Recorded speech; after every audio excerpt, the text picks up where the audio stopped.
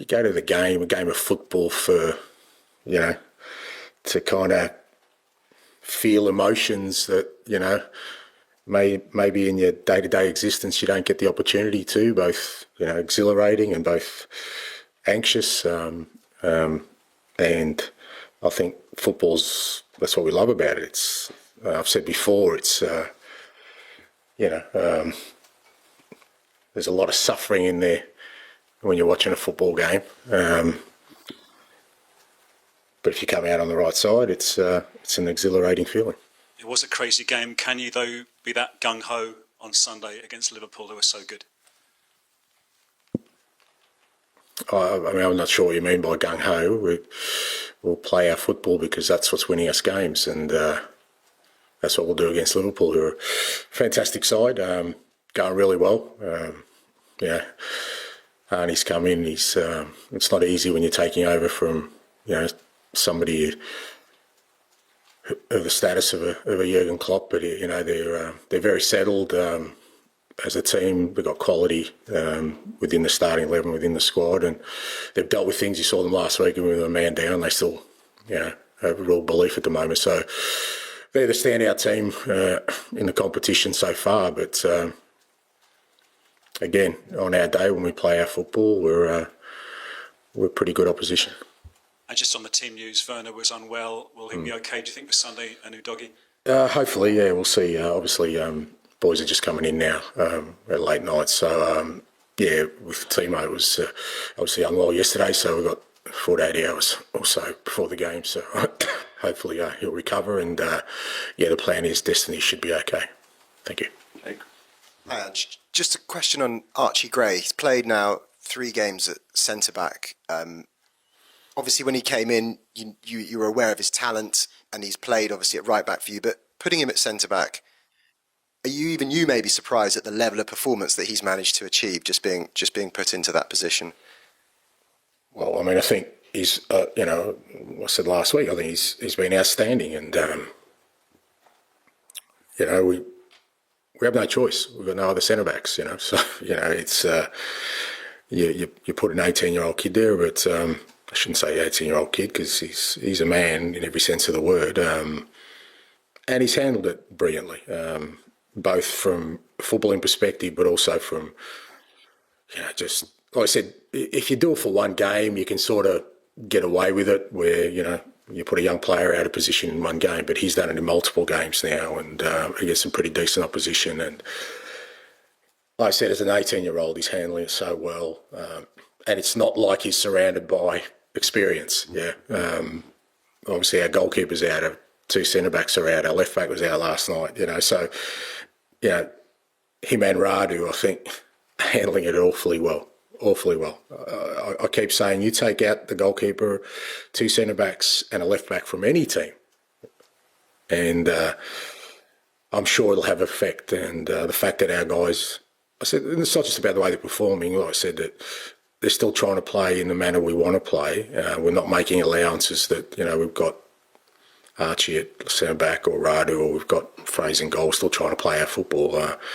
It's a credit to them. Interesting game, but I think every draw would have been interesting because I don't know if it's always the situation in England, but 4 top teams still in the draw. So there was not an easy one. And now with Tottenham, especially with us playing them Sunday, and then I think quite in half of January we play them again. So yeah, interesting draw. Interesting as well because of Tottenham style of play, they tend to seem to go for it and never really put the brakes on. Yeah. You really, I really have to give them credits, because if I look at Tottenham, and I come from Holland, but I did watch a lot of Match of the Day, and I think about Gino Lav, Paul Gascoigne, Glenn Hoddle, and Reece and Modric. For me, Rafael van der Vaart, Gareth Bale. They've always been a certain brand in football for me, and a certain identity, and I think Postecoglou gives them that identity back completely. So it's every time a joy to watch them. And sometimes results once in a while go against them, but I think they were one of the teams that beat City, like us. Not all of them beat them in the manner like we did and Tottenham did, because it was completely deserved in these two situations. Dominated the whole game. We and Tottenham. So great work that Ainge is doing over there, and I hope this has been seen a bit more. And I also hope that he wins the trophy, not the League Cup. But I'm completely a fan of his team for the Europa League, because people always talk about trophies. That is so important. Now, for me, his brand of football, his style of football is so much more important. And if he can combine that with winning something, that would be so good for football in general, because then people can stop talking about it as too attacking or whatever. How on earth can you play too attacking football? How do you look at the position you're in yourselves at the moment? Because a few weeks ago we were talking about you having an 8-9 point advantage, and this weekend Chelsea could feasibly be above you in the table when you kick off on Sunday. Yeah, I look at it like I've said for 3, 4, 5 months. Judge the table after 19 games, because then everybody played the same opponents. Probably we all had a bit of the same bad luck and a bit of the same luck.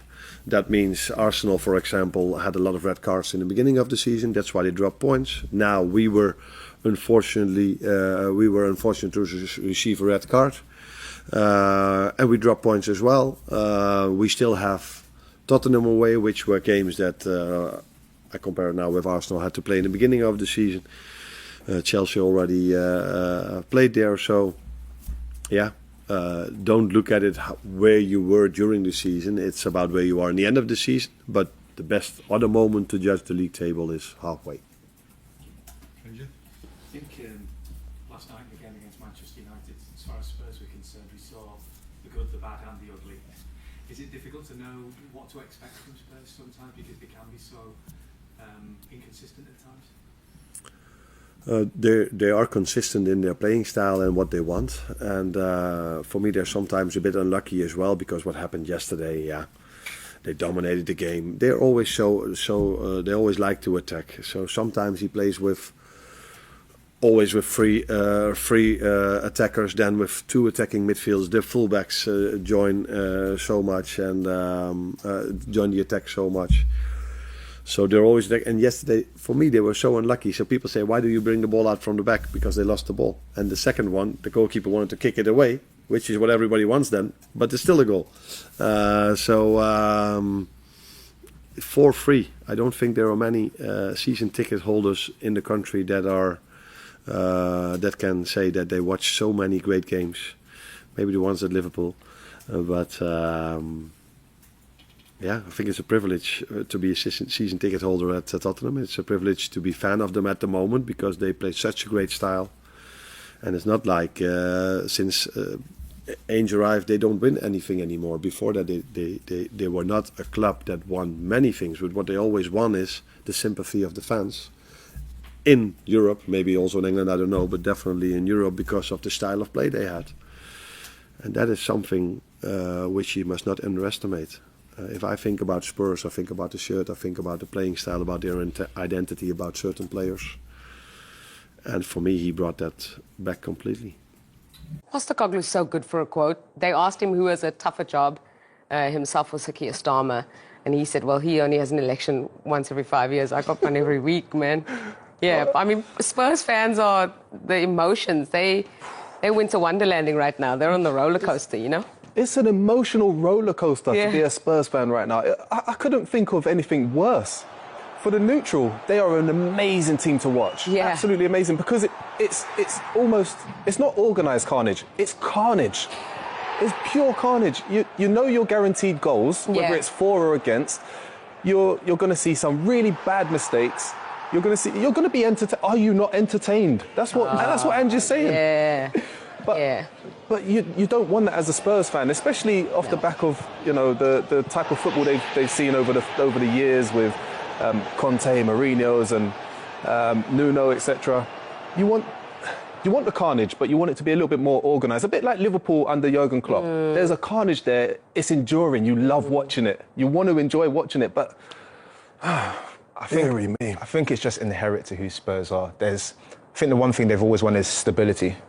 But with where they are at the moment, you just don't get it. Like, you score some great goals and then you give Palace and Ipswich their first wins of the season, or you never draw as well. It's either win or loss. There's never any balance in anything they do. And I think this game against Liverpool is a prime example of what they're going to be, because they probably will score goals, but they'll definitely concede goals as well. 19 in the last 3 domestic games, for and against, for Spurs. It's incredible. Now, it is insane, and that's why we're talking about that emotional roller coaster. And as you mentioned, there's no draws, there's no middle ground. It's just high or low, done. And think about the League Cup as well. And they were leading 3-0. To be leading and then to let the opposition back in that fashion is... So Spurs, they're probably like just numb to it now. They probably expect that if we score 2 goals, we will concede at some point. Chelsea did it to them. They've done it a few times this season. But I think in the back of their minds, Andrew's very chirpy in his press conference. I think in his mind, he knows that he came out and said, in my second season, I win something. That's given him the opportunity to potentially do that there. In the league, it's here and there, but he knows in the back of his head, if I can try and get one of these cups over the line and change the narrative of us being winners, at least I've fulfilled something. But again, like, in them sort of games, if you're conceding goals like that... Yeah. And the thing is that Spurs versus Liverpool is always drama. Is always chaos. There's always drama. Yeah, last year was the last season was the Luis Diaz VAR. Yeah, I did my first live studio. And what is the build-up? It's the VAR audio being released of this. Like, talk about being thrown in the deep end. Because they released the audio of that and the offside and just the chaos involved. And it's got to be Spurs-Liverpool, isn't it? This game's always drama. It's always drama. I feel for him as well, because that was a great goal. Really, really well taken. But it's the fixture. I think the last time one team kept a clean sheet in this fixture was like 4 years ago or something outrageous. It's like, the stats are bonkers, genuinely. You're guaranteed to see goals. You've got 2 brilliant attacking footballing sides. And usually the attackers score.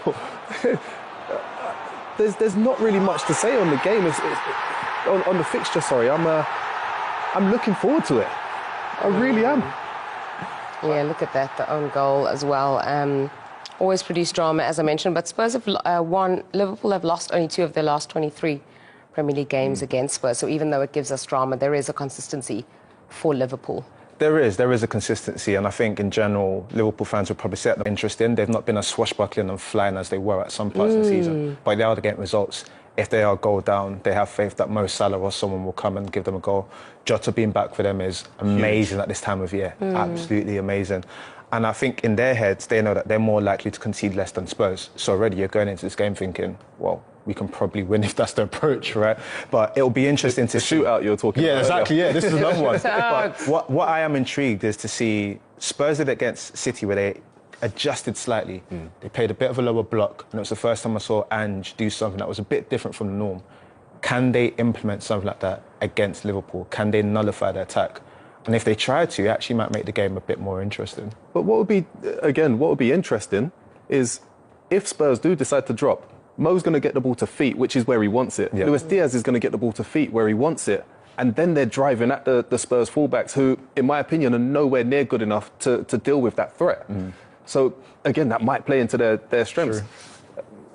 Who'd be a manager? Are they having a bit of a confidence issue, do you think? Because, you know, the drop points against Fulham, drop points in the game before that as well, Liverpool. And would that be playing on their minds at all? And to add to that, this defensive solidity that the early part of the season was built on seems to be crumbling a little bit now. I don't think it's a lack of confidence at all, based on the attacking threat that they possess. Mistakes will always happen in games. Yeah. But it's how you deal with those mistakes. And we're talking about a Liverpool side who have lost 1 game in the Premier League all season. Yeah. You know, that stat in itself, at this stage of the season, is phenomenal. I'm not concerned or worried about Liverpool losing. I think it actually shows great character, them being able to come from behind. Knowing that they trust Mo Salah and Jota and Luis Diaz, and they've got so many fantastic football players that are are lethal. And Nunes, as we saw briefly there as well. I don't think they're concerned or worried in the slightest. So you don't think going into this game, any of that there'll be a little bit of dip of confidence? No. Okay. I think the same. I think, as you've just rightly said, they know that if we stay in the game long enough and we're not winning, we have the potential to. We've got match winners everywhere. We've got players of quality that can make something happen. We've got players that have X factor. So they will be confident that, and again, they're playing the team that they know concede goals. So that already that psychological boost of we're definitely getting a few here today is already in the mind. So I think they'll be up for this game. Yeah, and I mean, we're going to get to Chelsea in a little bit, but by the time they play, Chelsea could have leapfrogged them.